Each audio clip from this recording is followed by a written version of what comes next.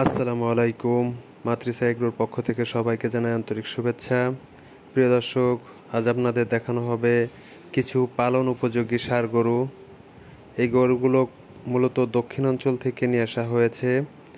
এই হাটে তিনটা আর আছে। এই তিনটা আরেই দক্ষিণাঞ্চলের গরুগুলো বাঁধা থাকে। আপনারা যারা খামার উপযোগী ষাঁড় গরু ক্রয় করতে চান তারা অবশ্যই শাহপুর এসে শাহপুরের পশ্চিম পাশে সেই তিনটা আড়ে দেখবেন যে চাঁদখালি গ্রাম থেকে এই গরুগুলো বিক্রি করার জন্য নিয়ে আসা হয়।